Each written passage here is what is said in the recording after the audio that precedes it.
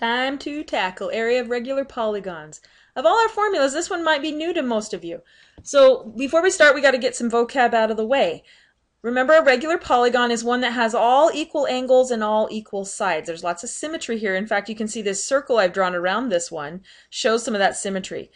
Just like any circle has, a regular polygon also has a point in the center. It's called the center, you might have guessed. But unique to regular polygons, when we draw a line from the center out to any vertex, it's all the same. And that little line, my friends, is called the radius of the polygon. Just like a circle has a radius, a regular polygon has a radius. Now, those radial lines coming out, they form angles at the center. And those angles are all called central angles. I'll just give one example. We call them central angles because their vertex is right at the center. Finally, unique to regular polygons is one more measurement that we want to look at, and it comes from the center. Instead of going out to one of the points, it hits a side, and it hits a side at a right angle. And this segment is pretty important to know because you're going to use it in your formula. It's called the apothem. Kind of a cool word, apothem. It's the measurement from the center perpendicular down to a side. So let's see how we find the area of a regular polygon. Like you've seen before, we are going to chop it up into triangles. Now this is just one triangle, but notice that its vertex is up here at the center, and so it's called a central triangle. How many central triangles would this particular polygon have with the 5 sides? Not hard to see that if we were to draw them all in, we would get 5 copies of that one. So we're going to look at the area in terms of just that triangle. In fact, the area of one of our central triangles multiplied by the number of triangles there are would give me the area of the full polygon. So since we're just focusing on the red triangle, let's direct our attention to how we find its area. We need to take the area of a triangle, which you'll remember is half of its base length multiplied by its height. Only in this case, we're going to call the base of this triangle is one full side of the triangle. I'll use S to represent a side. And the height of it here is what we just defined in our vocabulary word. It's the apothem of the polygon. So using A for apothem, I can say the area of this triangle is half of a side length times the apothem.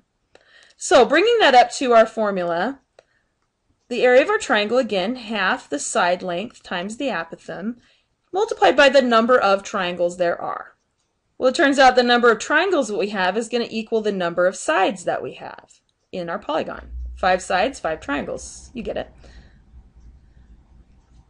Okay, doing a little grouping, if S is the side length and I multiply it by the number of sides, what am I really finding? If I take this side and multiply it all the way around by 5 of them, that's another way to say that I am finding the perimeter around this thing. So this is perimeter.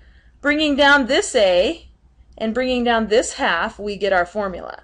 The area is equal to half the perimeter multiplied by the apothem. Let's throw that on our formula sheet. So we got regular polygons, and our formula, as we saw, is the area equals half your paw. Half the perimeter times the apothem.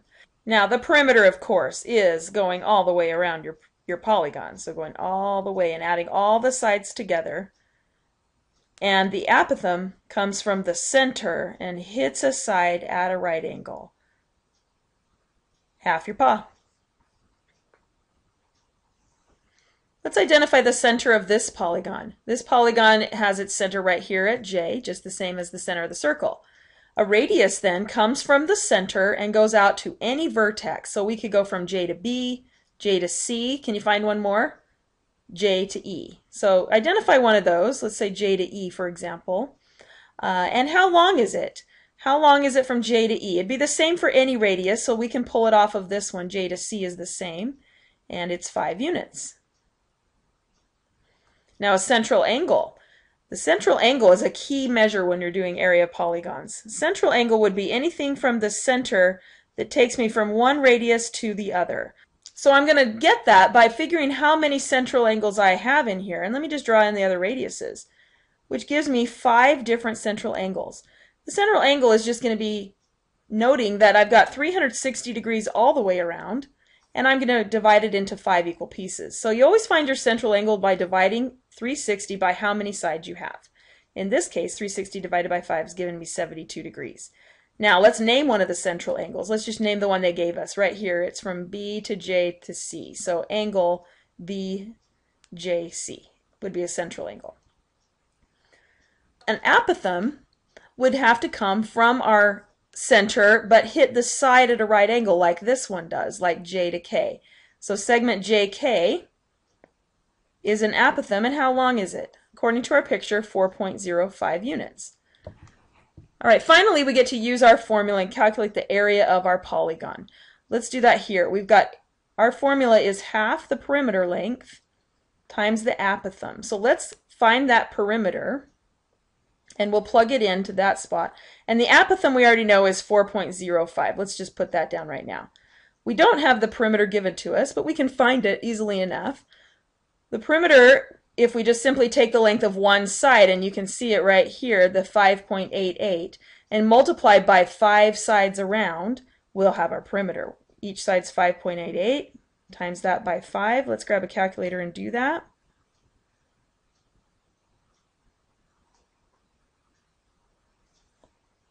Looks like 29.4. Okay, so bringing that to our formula, 29.4, all of this multiplied together, again with a calculator. Let's take half of 29.4 and times that by the apothem of 4.05. 59.535. And since it's area, we'll put square units.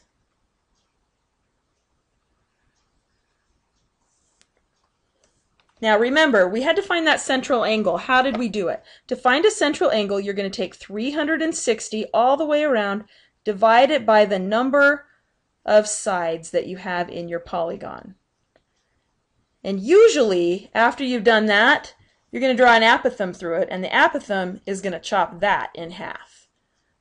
Let's take a look with this example. Now all of our area problems with the regular polygon uses the same formula of half the perimeter and the apothem. But what happens a lot is we aren't given the information directly to plug those right in. Instead, we're asked to find it quite often, and this is one of those cases. So basically, your standard steps are these. Number 1, draw in a radius and an apothem, if they're not already drawn for you, but definitely identify one. Here's a radius and an apothem. And then pull out the side to finish that right triangle. And we're going to be analyzing that right triangle quite a bit. Ooh, sorry for that drawing. So once you've pulled that right triangle out, label any measures on it that you know. I know that the whole side is 10, but that right triangle just split it into a 5-unit length. Now, how does this right triangle help us? You might have noticed that we don't have the apothem length given to us. We're going to have to figure it out. So we're going to use some of our right triangle skills to find that apothem length. I still don't have enough information, so I'm going to go turn to the central angle question. If I can figure out this angle here at the center, then I've got enough to figure out my measurements. So let's find the central angle. Now the whole central angle is 360 divided by, in this case, 1, 2, 3, 4, 5, 6 sides around. Divided by 6 gives me a 60-degree central angle. That's here in blue. But the apothem chops it in half, and so dividing that by 2 gives me 30 degrees for this angle that I've marked in red.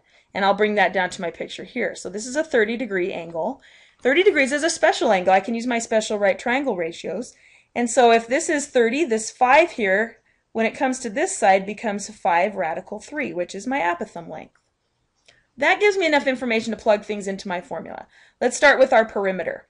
What's the distance around this? If one side is 10 and I go all the way around the 6 sides, that would just be a perimeter of 10 times 6, or 60. So we'll put 60 in the perimeter place, and we've already figured our apothem right here is the 5 radical 3.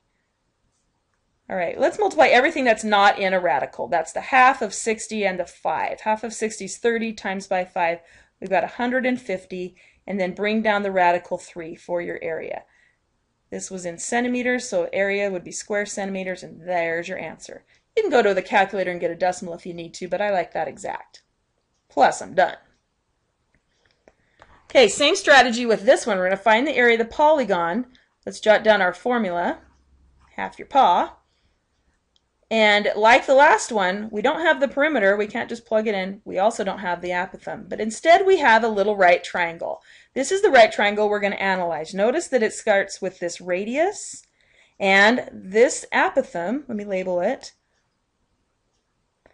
And we have half of our side here. So let's just copy that little right triangle out.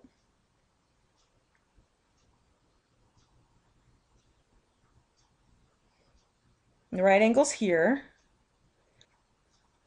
Let's find the angle in the triangle that we can use right here by looking at a central angle. So we've got a 360 degrees total, and this time only dividing by 3 sides for 120 degrees of all the angle together. Now again, the apothem chops it in half, so if we divide that by 2, we're looking at 60 degrees, and that's how big this angle is right here. I hope you followed that. If you didn't, go back and rewind and see if you get that. So it's a special angle again. This is a 60. Of course, this will be 30 and 90, 30, 60, 90. So I can take my hypotenuse side and I can divide by 2 to come down to this side. So just chopping that in half is going to give me 5. And moving to here, these are convenient numbers, 5 radical 3. All right, so the apothem is 5. And this little piece is 5 radical 3. Think about what that would mean for the entire length of this triangle. How long all the way across? Let's double 5 radical 3, make it 10 radical 3. All right, so are we ready to put things in here yet? We need a perimeter. I've only got one side so far. Let me come down here. How many sides? 3 sides. Each one of them is 10 radical 3. Multiplying that together gives me just 30 radical 3. So 30 radical 3 for the perimeter. What for the apothem? That's a 5 from our work. So now we get to calculate it. Half of 30 is 15. 15 times 5. All those non-radicals make 75, and then bring down the radical 3, and we're done. 75 radical 3 square units.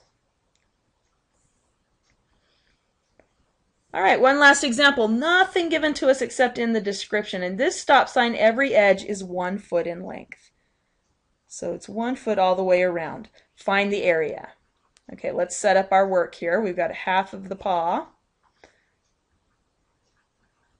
And places to fill in some blanks. Do we know the perimeter of the stop sign? 1 foot on each side times by 8 sides.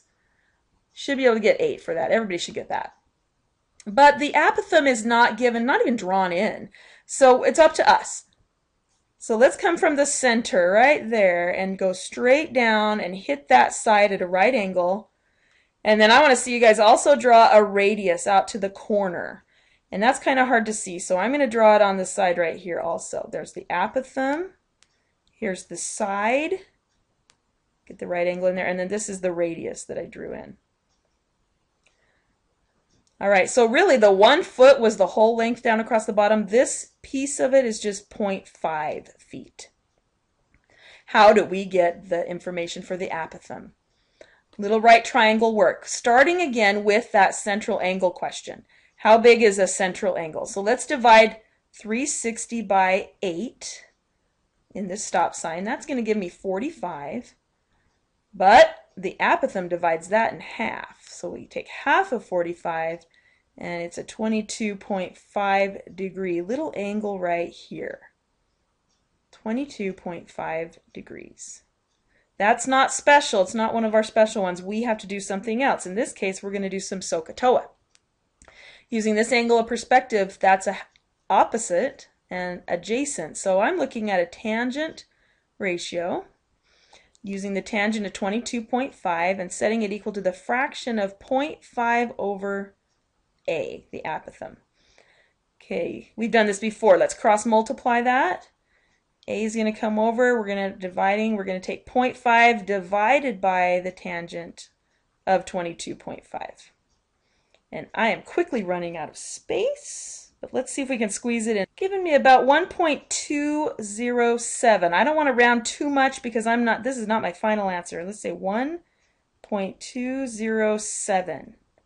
That's my apothem, guys.